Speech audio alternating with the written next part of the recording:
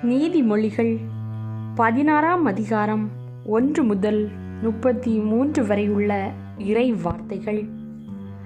எண்ணங்களை மனிதர் எண்ணலாம், ஆனால் எதற்கும் முடிவு கூறுபவர் ஆண்டவர்.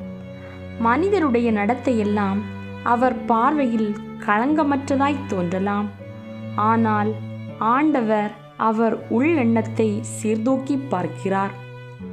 உன் செயல்களை ஆண்டவரிடம் ஒப்படை, அவற்றை வெற்றியுடன் நிறைவேற்றுவாய். ஆண்டவர் படைத்த ஒவ்வொன்றிற்கும் குறிக்கப்பட்ட ஒரு முடிவு உண்டு. பொல்லாத மனிதரை அழிவு நாளுக்கென்று குறித்து வைத்திருக்கிறார்.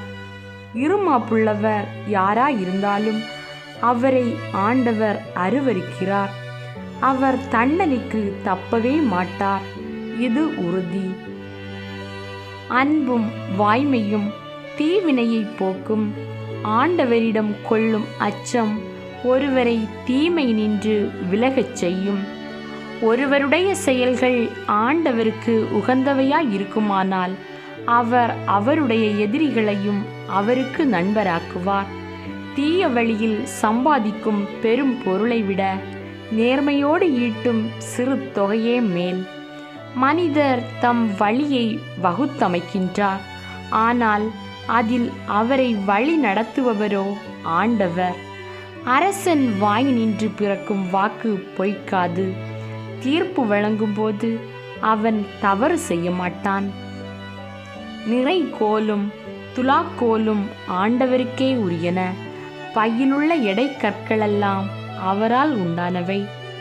தீச்செயலை அரசர்கள் அருவருப்பார்கள், ஏனெனில் நீதியே அரியணையின் உறுதியான அடிப்படையாகும்.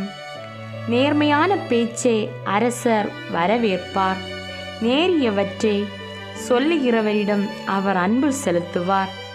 அரசரின் சீற்றம் மரண தூதன் போன்றது, ஆனால் ஞானமுள்ளவர் அதை தணித்து விடுவார். அரசரின் முக மலர்ச்சி வாழ்வளிக்கும். அவரது கருணை பருவமழை பொழியும் மேகம் போன்றது. பொன்னை விட ஞானத்தை பெறுவதே மேல், வெள்ளியை விட உணர்வை பெறுவதே மேல். நேர்மையானவர்கள் செல்லும் பாதை தீமையை விட்டு விலகிச் செல்லும். தன் நடையை குறித்து அவ்வாறு விழிப்புடன் இருப்பவன் உயிரை காப்பாற்றிக் கொள்வான். அழிவுக்கு முந்தியது அகந்தை, வீழ்ச்சிக்கு முந்தியது வீண் பெருமை. மேட்டிமையானவர்களோடு கொள்ளையடித்த பொருளை பகிர்ந்து மகிழ்வதை விட மனத்தாழ்மையுடன் சிறுமைப்படுத்துகிறவர்களோடு கூடியிருப்பது நலம்.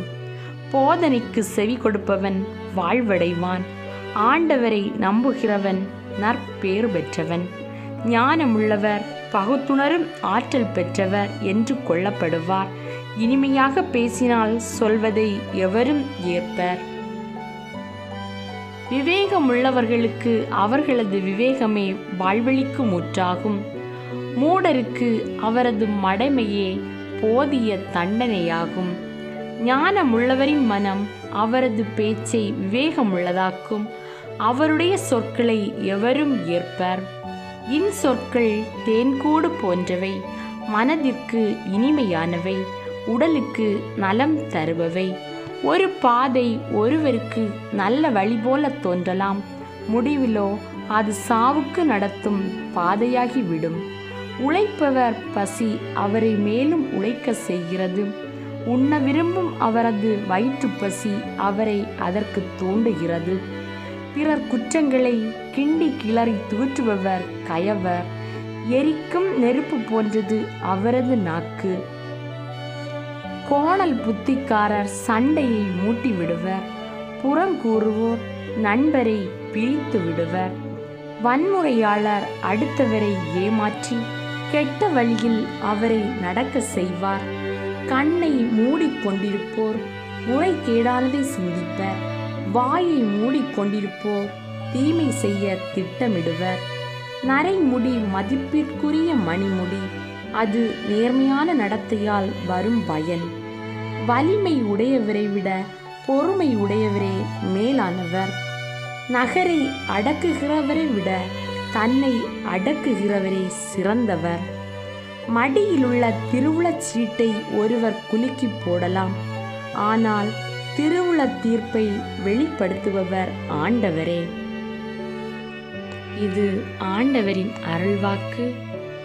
இறைவா, உமக்கு நன்றி.